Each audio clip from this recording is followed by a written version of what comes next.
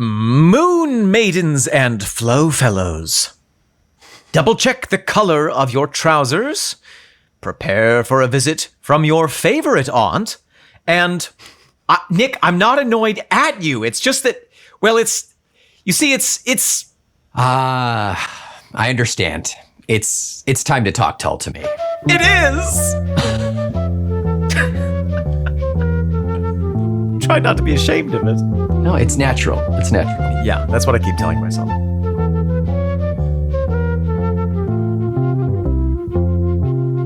Welcome back to the pod. I am Omen Thomas Sade. And I am Nick McGill. We are that time of the month, the Feckless Momes. And this is With Wings, Talk Tull to Me. A uterine celebration in the red tent of prog rock in which non-steroidal Nick and ovulation Omen will discover that there are communists in the funhouse and ride the cotton bicycle up and down the blooming poppy fields of prog rock, bringing chocolate and a hot water bottle to each and every touchy track that red letter rock band Jethro Tull have ever shed from the walls of their creative womb. We will pass the menstrual cup of crimson wonder with Martin Barr. We will contain the collywobbles with Jerry Conway, applaud and praise David Pegg's puberty, and celebrate Lingonberry Week by splitting a jelly donut with Peter John Battesse. And once we can confirm that the English have hoisted the red mainsail, we may just have a special visitor in the form of the follicular phase flautist, the Shark Week chanteur, the ragtime rascal, the musical Moses of the Red Sea, the pad piper, the cramping claghornist Ian Amenorrhea Anderson. Collywobbles is a term for menstruation? It is. It's a little bit antiquated, but... As I say, that feels Victorian. Yep. Yeah, nice. So what I discovered in my research is that menstruation has so many idiomatic and euphemistic phrases. Yeah, because it's important to be ashamed of women's bodies. Oh, all bodies, but especially women's bodies. Right. And it's interesting, there was a little bit of a cross-linguistic comparison to, some languages having more. English, of course, has the most because we're one of the most euphemistic languages. But I particularly loved, in Swedish, they say, celebrating Lingonberry Week. And similarly, in German, they say celebrating Strawberry Week. That feels like it's out of British Bake Off. That's what I thought that was. Mm-hmm. Yeah. So, Nick, we find ourselves again in the position of coming together to talk Tull to you. And what is that song about which we will be talking Tull this very special week? We are on track number 7 off of disc 2 from Nightcap.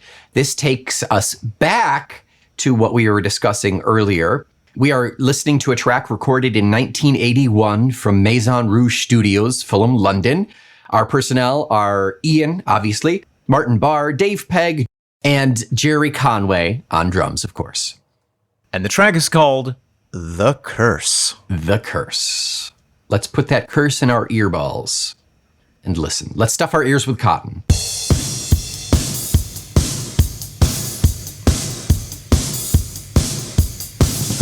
Nick, that was The Curse. Omen, it was. Was that the first time you've heard that song? 'Twas indeed. So you obviously had read the lyrics prior to this. But how did it feel, Omen? I actually had not read the lyrics prior to this. Oh, you hadn't? I grazed them. I read the first couple of... But in answer to your question, I'm continuously surprised by these bonus tracks because they're never what I think they're going to be. Yeah. This one reminded me very much of... Do you know the band The Cars? Yes, I do. I guess you're just what I needed. Just what I needed. I guess you're just what I needed. Yeah, it's got an 80s feel. Very much so. And the design of it is very much based on that, okay, we're going to find one amazing guitar riff, play it 150 times in a row, put a pretty standard drum beat behind it, and just groove out to it. And it Yeah. works. It's very effective. I love the Cars. Yeah, I do like them as well, yeah.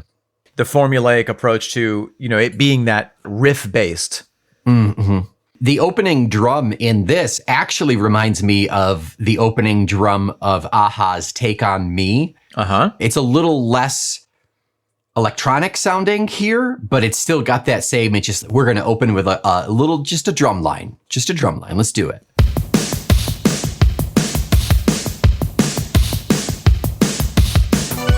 If you told me that this song did not feature a live drummer and instead was Drumatron, I would believe 100%. I thought it was at first. Yeah, it's such a solid, just like a reliable drum line on this. Almost suspiciously reliable. Jerry Conway. 1 beat per month. It sets your calendar to that. I just want to go on record and say Jethro Tull has no right to put out 2 songs about menstruation that are absolute bops. It's not fair. It's not fair. It shames all the other rock bands. Like, where are all the other menstruation songs? I want a whole album. It doesn't really, I mean, I would prefer it if it were a little more empowering, but We'll get there. yeah. On that note, I think it is worthwhile saying that, and we can talk more about this in the second half, but it is worthwhile saying that women and people with uteruses across the world who experience menstruation often are not supported by society or have the resources that they need. And there is this idea of the menstruation tax or period poverty, which is where women, is more so in developing countries, are pressured to not be in school or have losses of economic opportunity because they are experiencing menstruation and there isn't the education or the resources around them to help, Yeah. give them what they need in that moment. Right. And even in the States, even in developed countries like the States or in Britain, there are, we still have a lot of work to do to be accepting and inclusive of people who experience menstruation. Yeah. Right. We're getting there, but also just in the last 2 days, we have taken 30 steps back in like Arizona and things. For instance, oh my God. For instance, just heaven forbid you have a uterus and want bodily autonomy. If women had guns instead of uteruses, then their rights would be protected. If they put a gun in their uterus, then If God put a gun in their uterus. yeah, okay, right, yeah. If God didn't want women to have babies, he would have given them a uterus instead of a gun. I was listening to that as I said it, and it didn't make any sense. But then they would still not want abortion because they'd want more guns. So you have to give birth to the gun. They would force that birth, gun birth. I think we've lost. I think we're off the track here. Very lost much the off scent. the thread, yeah. Anyway, this song musically, I love the upbeat nature to it. Mm-hmm. I am adoring the variations of rhythm that get set up. Mm-hmm. We have that first kind of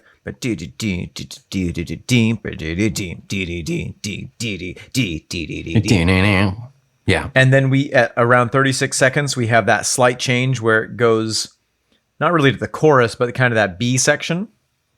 It goes up a little bit. Na na na Yes. na na na na na na. Yeah. And we have a little bit of variation in the guitar and the bass and everything, the drums. At 56 seconds, there is a very un-Martin-like riff. I want to see if I can actually find it. Yeah, play that for me. Play that funky music, white boy. If you insist.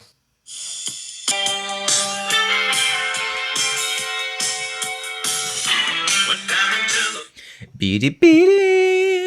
Oh, the little stingy bit? Yeah. Yeah, I was like, wow, just when I thought that I knew Martin, every sound that he could make, that feels different. Yeah.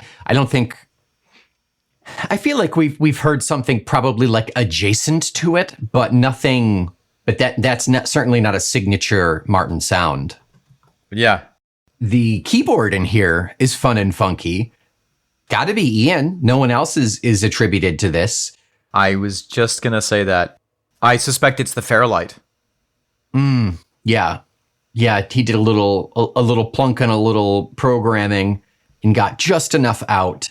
You know, now that I think about it, it's not complex enough to be PJV, but it's there, like it adds flavor to it. If we recall our synthesizer history, I believe the Fairlight right around this time was programmable with some pre-installed options. Let me see if this is it. You hear that arpeggiated? It's possible that he was just programming in a few notes and the program was doing the rest. Yeah. To give it that flair. Right. Yeah. PJV would be playing that manually, but Ian just pushed a couple of buttons and made it happen. Yes. Yeah. It definitely seems simple enough to be able to program. You're right. Yeah. And is terrifically effective in the music. Oh, sure. Yeah. I like it. So much fun. Yeah. It places it distinctly in the 80s. If we didn't have that synth, it would still work. I don't think the song would be bad without it, but it certainly does add to it. It gives a crunchiness to it. We referenced the Cars. It is we're totally in the right time period. The Cars formed in 76 in Boston. They were part of the new wave scene and were very active during the 1980, 1981. Yeah, that sounds right. Rolling Stone described the Cars' musical style by saying, they have taken some important but disparate contemporary trends, punk minimalism, the labyrinthine synthesizer and guitar textures of art rock, the 1950s rockabilly revival, and the melodious terseness of power pop, and then mix them into a personal and appealing blend. That's all very accurate. That all feels very accurate to their sound, yeah. Yeah. They got something right, those Rolling Stones.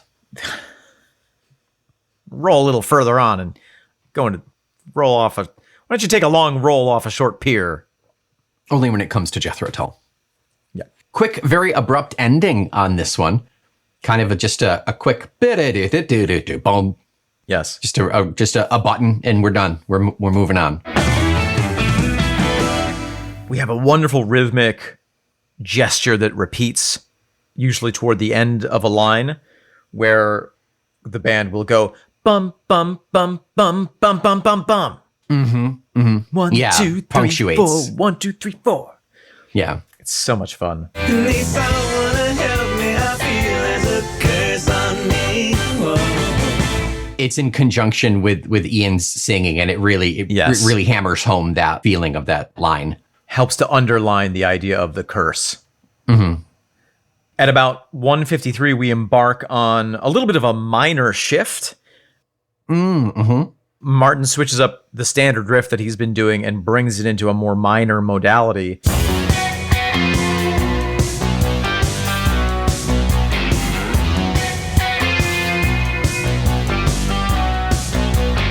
We kind of enter this dream ballet, kind of fearful, otherworldly realm with that moment, which is so fun and so appropriate to the fear and uncomfortableness that Gladys is feeling. Poor Gladys. Poor Gladys. Okay, Omen, I think that's it musically, right? You're good with that? Yes, great song, a wonderful sound. Really love hearing this kind of Jethro Tull power pop vibe. Yeah. It's like the B-sides of Broadsword. You know, it feels like it could have, if they had spent just a little more time with the synth and stepped away from kind of the folk sound a little bit more, we would have had more of this sound, I think. Yeah, lots of fun. Really, really fun stuff. All right, Nick, welcome to the half. Here we are. It seems that we have a couple of things to discuss. That we do? I am excited because through my telescope, I saw 5 stars and a new review. Wah, wah, wah. Sir, sensors have detected Another star in the sky. Dear Lord, that's 5 stars. 5 stars. 5 stars. 5 stars. Slick Tummock from the United States of America writes into us. Title, Glad to hear you talking about Tull. Well, Slick, that is exactly what we do on this podcast, so I'm glad you noticed. And we're glad to do it. Yeah, we can't stop now. He writes, started late to the show and enjoy it very much. My introduction to Jethro Tull was a review of Thick as a Brick in our high school newspaper. That's a new one for us. Yeah. I was hooked from there. Parentheses, this was 1972, so yes, I'm a boomer that listens to podcasts. Thank you, Slick. You are by far the coolest boomer. We're going to send you an honorary millennial card. It gets you just debt, so I mean, I wouldn't use it anywhere. Comes with an avocado spread on toast. Just recently heard your review of Sun and was curious why there was no reference to the line 10 days for watching the sunset. Enjoyed the podcast very much, and I'm looking forward to my favorite albums, Aqualung to A, plus the ones that follow. Well, Mr. Slick Tummock, it's great to hear from you. Wonderful that you're in the phase of benefit at this point. We hope you'll stick with it right through to the end and listen to some of those other albums and maybe discover something to like about them. Yeah, it'll be a while after 8 until you hear this, but hopefully you're powering through those episodes. And yeah, thank you so much for giving us that rating and review. We appreciate that. And in reference to that line, 10 days for watching the sunset, I'm actually surprised that we didn't talk about it either. And I had always interpreted that as he's getting grounded for 10 days. He's getting some kind of punishment, some kind of 10-day punishment because he stayed out watching the sunset. Yeah, that's exactly how I interpreted it, yeah. It's such a ridiculous, Yeah, right. Past curfew, yeah. Yeah, dramatization of what may have been a real punishment. Yeah. And I'm sure there were plenty of parents who did something like that. You're past curfew, you don't get to do anything.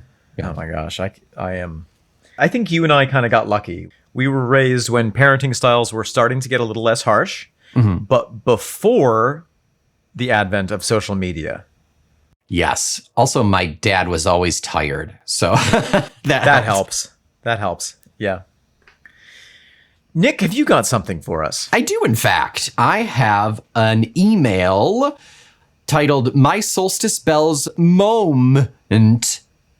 Moment with mom in there. Mm-hmm. George K. writes back in and says, "Hi, Nick and Omen. George from Australia again. I'm powering through your episodes and I'm up to Songs from the Wood. I just heard the Solstice Bells episode and thought to share my story with you about this particular tune. A few years ago, during Christmas time, my colleague purchased a double CD of various Christmas songs to play as background music where I work as an optometrist. At the time, I hadn't acquired the Songs from the Wood album yet and was unfamiliar with Solstice Bells. Each time I would hear it playing as I consulted, I would think to myself, that sounds so much like Jethro Tull. Each time it came up, I would think, when I get a moment, I will check to see who the artist is. But being a very busy practice, I kept forgetting to do so. On one occasion, we had a company rep visiting our store. He was an American bloke, and I was in the back room chatting with him when Solstice Bells came on again. This time, I immediately remembered to check the artist on the CD sleeve and was gobsmacked to see it was, in fact, Jethro Tull. Wow. Now, the American rep was a middle-aged man who would have grown up with Tull in their heyday. In my excitement on discovering Solstice Bells was indeed Tull, I said to him, I knew this was a Jethro Tull song. Surely you know of them, right? His reply was, oh yeah, weren't they the one-hit wonders who sang Bungle in the Jungle back in the day? I wasn't surprised at his wayward reply. And especially years later hearing you guys say that it was the only Tull song that got some radio play in the US. Also, did you know that Bungle in the Jungle gets a mention on the sitcom Everybody Loves Raymond? Ray's brother Robert Barone thinks that Bungle in the Jungle was the best song ever written. I remember once we snuck out to go to the Jethro Tull concert, and he stole a bottle of peppermint schnapps from your liquor cabinet. Then after the concert, Robin was so schnockered, he wanted to fight anybody who didn't agree that Bungle in the Jungle was the best song ever written. That's a great song. Whilst on the topic, here are all of the TV and movie Tull references I know. Friends, Phoebe boasts to have dated all the members of the band and has their number in her little black book. Phoebe, isn't Jethro Tull a band? Oh, yes, they are. That would have been an amazing project. That was our second pick, actually. We were going to do that, but we decided to just do the podcast instead. Yeah, we get more love from the podcast than dating Ian Anderson.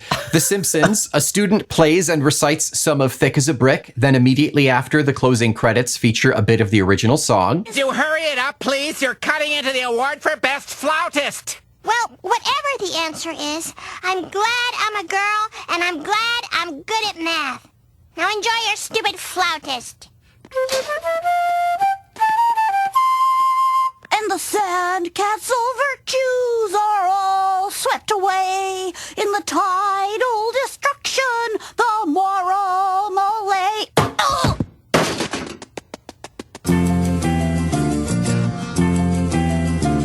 Family Guy #1, Aqualung guitar lick with Peter Griffin talking in between each lick. Sorry, I'm just so preoccupied with Peter's hair. Every time he comes in a room, he's accompanied by the Aqualung guitar lick. I'll be out back. Forgot my keys. Wrong ones. I'll go talk to him. Family Guy 2, Joe Swanson prepares to play Locomotive Breath on the panpipes. What are you doing? I'm gonna play Locomotive Breath by Jethro Tull while he runs. Why the hell would you do something stupid like that? Careful, Peter, or you're gonna lose 2 friends today. Anchorman, Ron Burgundy breaks out with a jazz flute solo featuring the Aqualung lick. Hey, Aqualung! And Jumanji, someone cleaning house with Locomotive Breath playing in the background. Night and day, you are the one. Shuffling madness. Locomotive breath. I'm sure there's many more Tull references in movies and TV, but these are the ones that I've seen and know of. Keep up the great work, Momes. Cheers, George K. Georgie K., it is so wonderful to hear from you. Fair dinkum, you are one of our favorite writers inners. And just another movie reference, in Almost Famous, there's a scene, I think we've mentioned this, where somebody's stepping out of the stage door and you hear briefly the bass line of Teacher filtering through from the stage.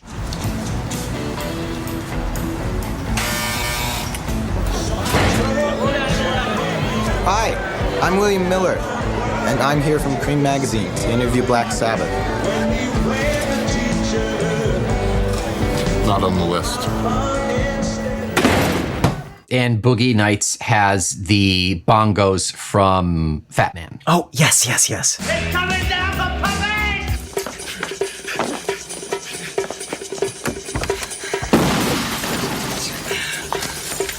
Oh, come on, come on! Pump it! No!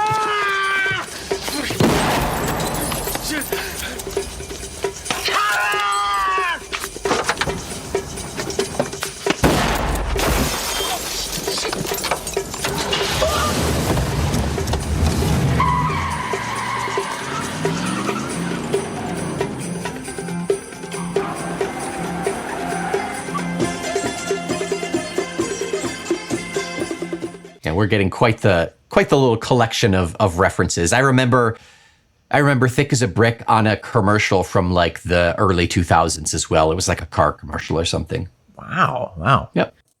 Nick, anything else here for the half? That was it. That was fruitful. Thank you so much. As always, please do give us a 5-star rating and review. It helps people discover us and it strokes our ego just the tiniest bit. And please feel free to write in momes@fecklessmomes.com. Give us that jumpstart. Yeah. That was a great jumpstart from Steve. We appreciate it and we love to hear it. We read every single email because we literally have nothing better to do. Okay, Omen. Oh, you want to do the second half? I'll do the second half on my own. You can go. Okay. All right, Nick, the curse. The curse. Not much to decipher here, but we do have a little bit of a story. We certainly do have a story, and where it ends up was not where I was expecting it. It's a weird little button on the end. It is, yeah. I would say that if I was to make a structure of the content of this song, I would describe it as a widening, rising spiral. A cone, a mountain cut off at the base and turned on its head. It starts from this one anecdotal small moment of one character experiencing the celebration of her womanhood, experiencing her period for the first time, her menstruation, and then it expands into a little bit of societal commentary and then poses a really fascinating theological question or a conundrum. Right, yeah. Yeah. It's true to Tull that it brings us all over the place to really think about the implications of this one basic human thing. Yeah. Unlike the Cars. Well, the Cars just paint a beautiful picture. I guess you're just what I needed. And you are my best friend's girl. She's my best friend's girl. She's my best friend's girl. So we start with young Gladys was a silky maiden. At 13, she was going strong. Yeah. Oh, Gladys, nicely filled out, fully laden. Fully laden. Young Gladys was a silky maiden. At 13, she was going strong. Yeah.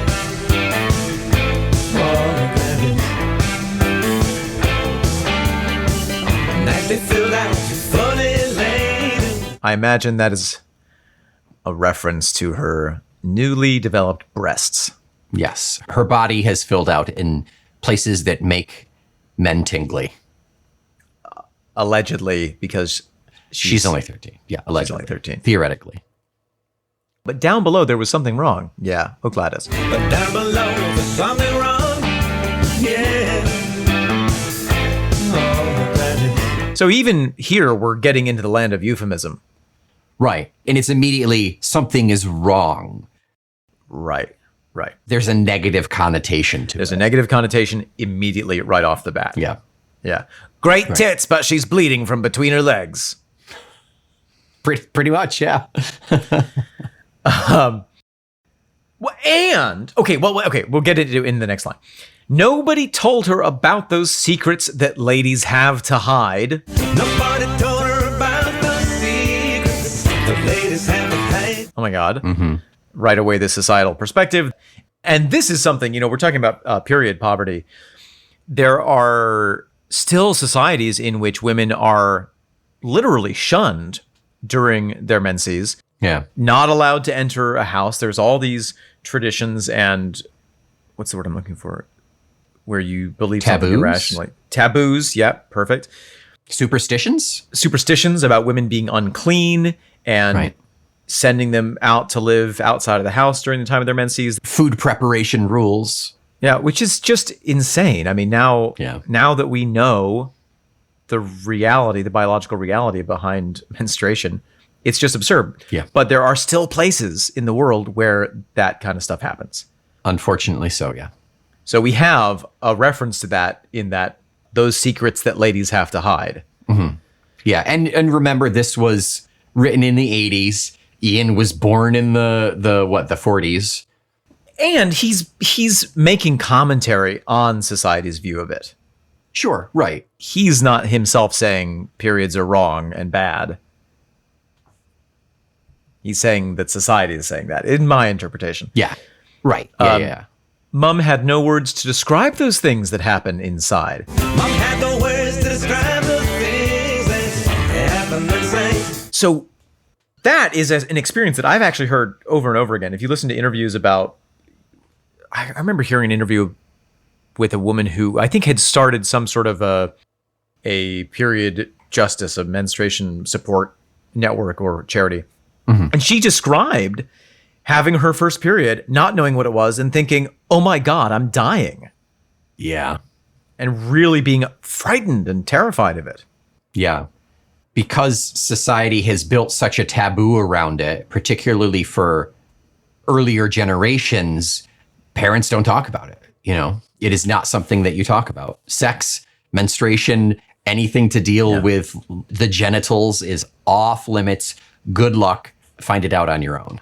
Which is insane. I mean, imagine how terrifying it would be to wake up one morning and suddenly realize you're bleeding out of an orifice with no context. It would look like that scene from The Godfather. The horse in the bed? Yeah. he first discovers he's covered in blood. That's... Oh, I see. Okay. I wanted a pony, but not like this. It's natural. It's beautiful, Owen.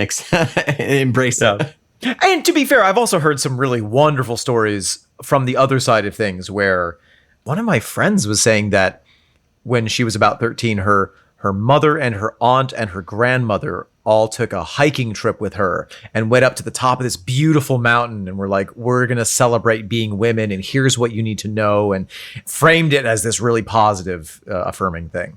That's great. That's beautiful. Absolutely. Yeah. And I'm sure that friend of yours is a fairly confident person after that. I don't even remember who they are, so I couldn't tell you. They're so ashamed they never told me their name. We continue, need someone to help me. I feel that there's a curse on me. Oh. Need someone to help me. I feel there's a curse on me. Whoa. And this is Gladys. He's taking for this like pseudo chorus here. We see it one other time, but this is first person Gladys telling us this, singing this portion. It's a fairly logical conclusion to come to. Yeah. I mean, yeah, you'd think there's something wrong with me. Yeah. I just think it's interesting that we've got that third person omniscient, and then our chorus is her like bemoaning her life at the moment. Yeah. That's what I love about Ian's writing is he is often is switching us between perspectives in subtle ways that we don't notice unless we make a podcast about it.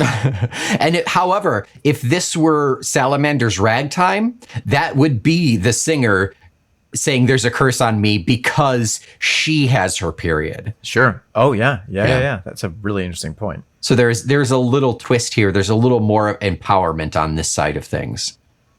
Went down into the local disco to what used to be the 1 and 9s. Yeah. Oh, Gladys. Went down into the local disco. What used to be the 1 and 9s. Yeah. Oh, Gladys. We just looked up what 1 and 9s is. It's basically the cheap seats. You would get a ticket for what, a penny and 9 shillings or something? Yeah, something like that.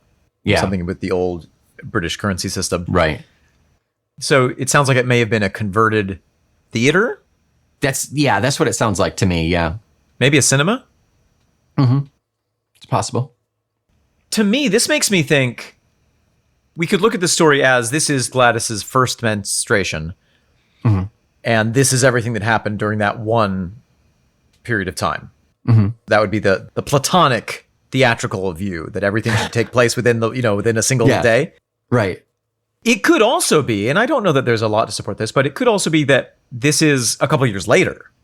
Sure. We span time, but the one unifying constant is this curse, quote unquote. Yeah. Felt a searching hand to frisk her along the length of her waterline. Yeah. Oh, Gladys. Felt a searching hand to frisk her along the length of her waterline. Yeah.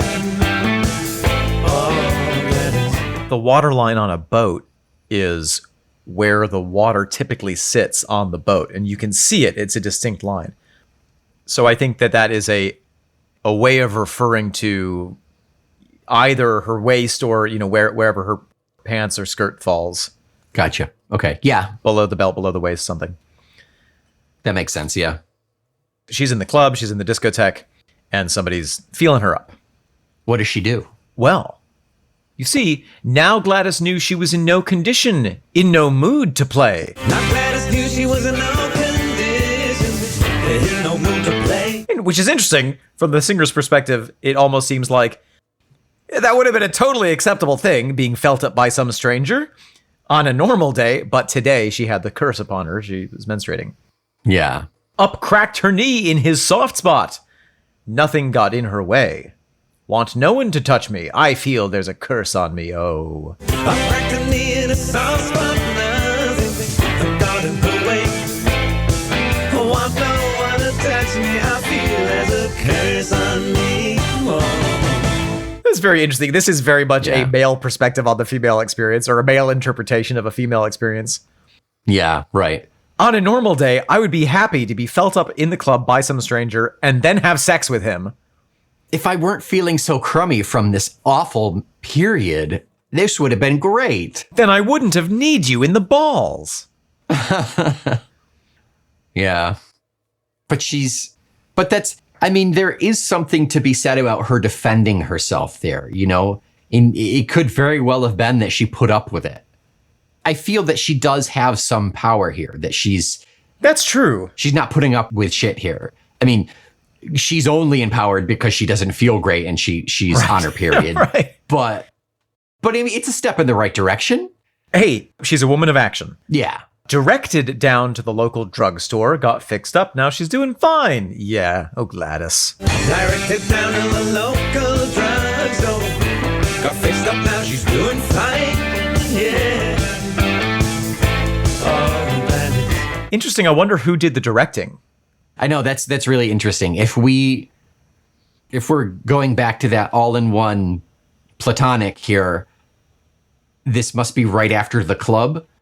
She knees him in the stones and goes out and says, this is killing me. I gotta go get something for this. And then like the bouncer says, oh, there's a Dwayne Reed right down on the corner. Go to it. I love that. Yeah. The 7-foot tall bouncer from Northumberland is like, Miss, I noticed you need that young bloke in the stones. Has it occurred to you that you might be experiencing the magic of womanhood? Yeah, he's that magical, mysterious, all-knowing character that imparts the knowledge that she needs, yeah. Paracetamol is what I recommend. Equipped with various kinds of apparatus. You know, the feminine hygiene kind. Yeah. Equipped with various kinds of apparatus. You know, the feminine hygiene kind. Yeah. It's interesting that the singer, again, is using a euphemism to say she went and got that stuff that women get. You know, the feminine hygiene stuff. Yeah, and the idea that, just going to get some of this apparatus makes everything okay. Right. You know, that it's like, it's a cure-all. It's a silver bullet. Everything's fine. Yeah. We're only seeing the surface of what people know of a period. Do you remember, have you heard this, that, I forget her name, but it was the first female U.S. astronaut. And she was getting ready to go on her space mission, and NASA was like, well, we've never sent a woman to space. And there was the team of all men who was like, okay, here are the supplies that we're going to need for this mission. And they called her up and they were like, so you're a woman, right? And she was like, yes. And they were like, well, in the supplies, we want to make sure that we include feminine hygiene products. Do you think 100 tampons will be enough for a week-long trip? Just zero concept. This had to, when was this? The 70s, the probably. 70s? Yeah, probably not too far away from when this song was recorded. Yeah. Good Lord. Should we send up a separate space capsule just in case? Just put on a trailer. Yeah, a bunch of just ignorant, scared white guys smoking in a room trying to figure out what to do. Oh, yeah. To wonder they even asked. It's worth mentioning that, or it's worth acknowledging that people who experience periods experience a wide range of symptoms. Mm-hmm. Some people are fortunate enough to have, a cute little light flow 2-day period with minimal cramps and bada bing, bada boom. Some people are bleeding for 2 weeks straight. And it can vary per period per person. You know, it's not like, oh, reliable, here we go. You know, all sorts of stuff can affect how you experience that. And some people experience, you know, real strong kind of almost body dysmorphia, hormonal swings, which cause, you know, especially if hormonal changes, which if they are in conjunction with mental health conditions, can produce really strong effects. Yeah. And so the idea of, you know, for some people being like, this feels like a curse. I feel like I'm being punished for something. I could understand that. Oh, sure. Yeah. Yeah. And I just want to do before we move on to the origin of the curse. Yeah. I just want to do a Velvet Mondegreen. Is it a bear? Is he shaking his hair? Is it Velvet Mondegreen? I always heard equipped with various kinds of evaporators. Wow. Equipped with various kinds of evaporators. You'll hear it. You'll never not hear it now that I've pointed it out. You'll hear evaporators there. I'm excited. Yeah. But it worked for me because it brought on the sense of like, she's using a winch and pulley system, and then there's an evaporator. She had to kill a duck for it. Like, I don't know what women do. It totally does make sense. You know, it totally is like the dark place in men's imaginations where they imagine all this stuff. I mean, even looking at some of the societal fears about witchcraft. Oh, sure. Yeah. I've read that some of that stems from the fact that they were sending all the women away. Every time that women would be menstruating, they would send them all away into a separate part of the community and then get scared about what they were doing there. What are they doing? Like, well, maybe if you hadn't sent them away in the first place, you'd know. And there's also, of course, the connection to the moon, you know, that the menstrual cycle on average is on the lunar cycle, which makes a lot of, I don't know if it even does make sense, but it seems to make sense. If you're a bloodbender, it does. Avatar reference. Oh, interesting. Yeah, okay. There is a bloodbender, for the record. Do you not remember that? I think it's the last season. Yeah. It's a scary episode. About. Yeah. Yeah. Okay. You looked blank. I just wanted to. Okay. Hama of the Water Tribe, of the Northern Water Tribe. Oh, very good. Voiced by Tress MacNeille, one of the most talented voice actors. Who's she? So good. She is. She does like 30 different voices on Futurama. Oh. Yeah. She's Mom. She's the newscaster lady. She's. Oh, wow. Yeah, oh my God, so talented, that lady. So ridiculous. Even in that one character, she has a vocal shift, which is really extraordinary. Yeah, she's so talented. So crazy. Anyway, so now we get to the theological conundrum of this song. The root of all evils. Must have been a man to do this thing to one half of the race. Must have been a man to do this thing to one half of the race. Very interestingly, there's a missing subject in this sentence. Who must have been a man? Oh, yeah. It must have been a man to do this thing. Right, but we don't have the it. Right, yeah. It's just must have been a man to do this thing to one half of the race. And then in the next line, we get the day he programmed Eve. You should have seen the smile on his face. And he is capitalized in silent singing. Yeah. He said, you're going to need someone to help you, and you'll feel like cursing me. The day he programmed Eve, you should have seen the smile on his face. He said, you'll need someone to help you, and you'll feel like cursing me.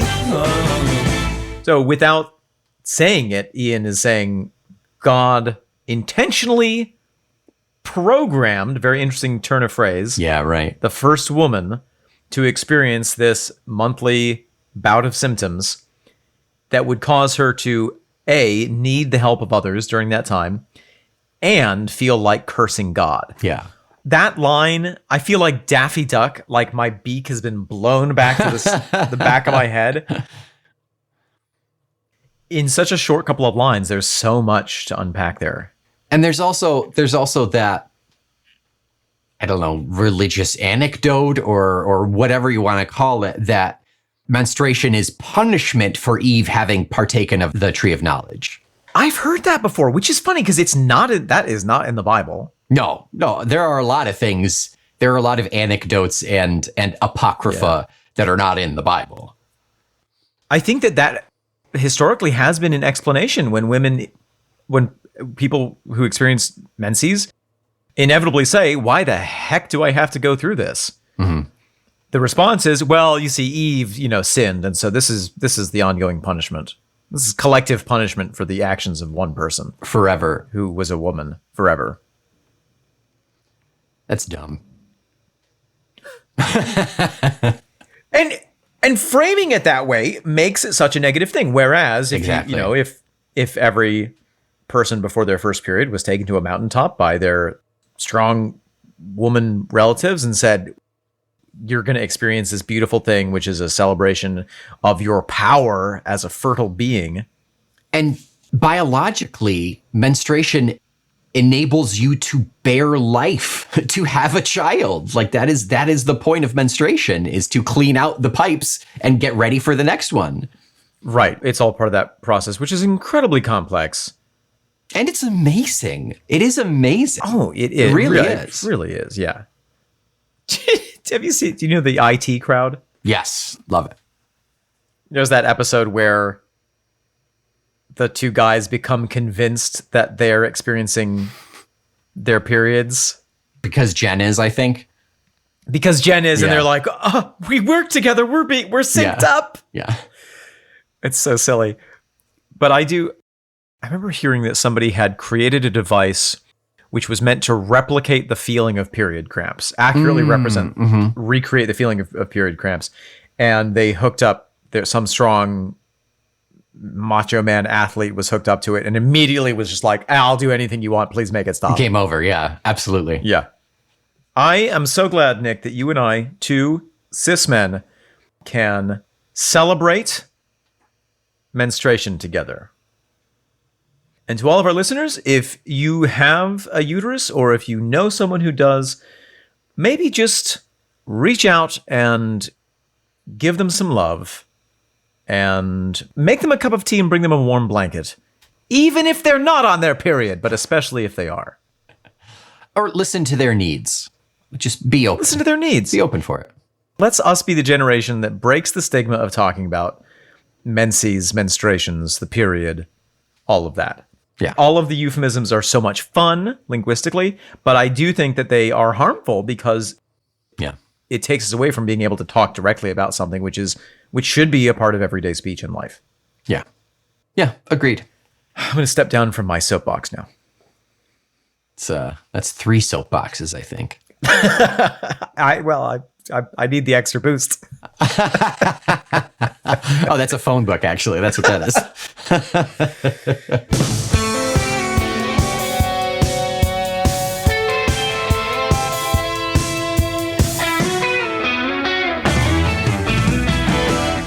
Normally, Nick, we use this part of the podcast to hawk our merch and try to get people to, do our Patreon and everything. Today, I would like to talk about a couple of organizations who fight period poverty across the world. Nice. If you are so inclined to look up some of these organizations to support their work, very much recommend it. One is simply called Period. Period was started by a couple of high school students in 2014 and helps women who experience homelessness access menstrual products.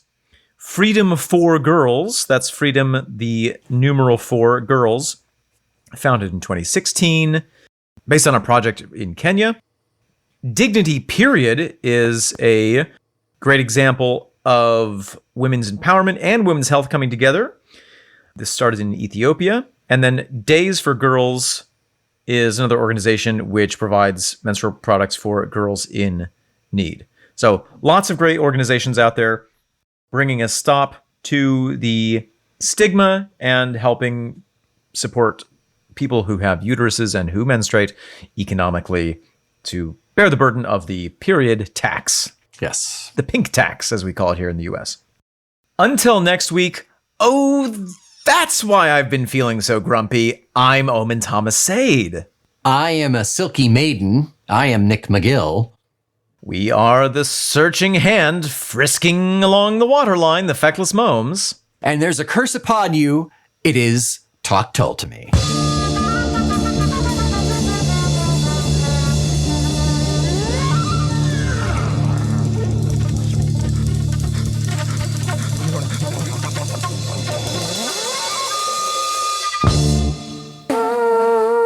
That's the union-mandated lunch horn. Oh, here we go. Steve, take a seat. Dante, what you got for lunch today? Is it meatloaf again? Oh, yep, I've been doing leftovers because the missus has been feeling a little under the weather, so she hasn't been making my lunch. Oh, yeah. Stephanie, oh, my beautiful Stephanie, how her golden hair shines in the moonlight.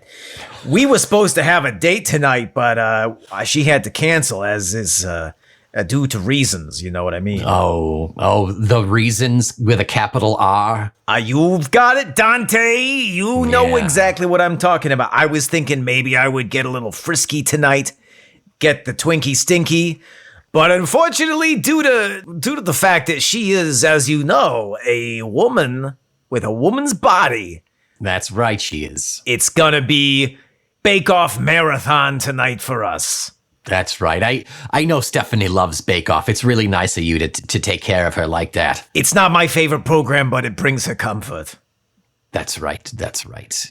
I work day in and day out. You see how hard I work, Dante. You work hard. Stevie, you're a very hard worker, I must say. After an 8, 9, 10-hour day, after a 16-hour day of slamming these steel beams against one another in the cold, shivering frost of the beautiful tri-state area, all I want to do is go home and have the tender caresses of a loving woman.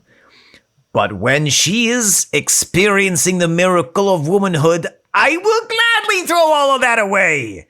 You take that responsibility, Stevie. You work. You continue to work for your Stephanie. We can be strong on the job site and also strong when we come home. And by strong, I mean filling up a hot water bottle, getting a couple of Tylenol, bringing it to our beautiful wives who are wrapped up on the couch and petting their pretty heads. You're going to give her the foot rub like I told you how to do last time? Oh, I'm going to give her the Dante special, that's right. That's right. I looked up that reflexology chart, just like you told me. Yeah! It's amazing what you can do just by pushing on parts of a foot. No one beats steelworkers! That's right, we are strong and we are sensitive. But our strength is nothing compared to that of the beautiful women who have chosen to be in our lives. That is right, my Bernadette. You know what Bernadette likes when she is experiencing menses? Tell me all about your wife's menses, please. Hey, guys, you should come over and hear this too. Gather round. Listen up, newbies. Take a seat. Bernadette loves nothing more than a cup of mint tea. Yes. Steeped for only 3 minutes. Yes. Only 3 minutes. And I always like to stop at the chocolate store on the corner. Oh. I get her 1 milk chocolate and 1 dark chocolate. You young kid, put down your vapes and your TikToks. You could learn from old Dante here about how to sufficiently support a person who is experiencing a period. One other thing that I do know that to treat my Bernadette well, yes, something that maybe you should try is I will try it. Maybe once you're done watching British Bake Off, yes, maybe introduce her to a podcast. A podcast. You know, everyone experiences symptoms differently, but I could see that some people would be highly comforted by a cup of warm broth and a delightful podcast. Do you have any ones in mind? Oh, indeed. These 2 gentlemen with their sweet, dulcet voices, they host Talk Tull to me. Oh! Hey! Oh! That's a proud member of the Feckless Moms Audio Network! In fact, it is. She'll really appreciate that. Oh, back to work. Over. Break it up.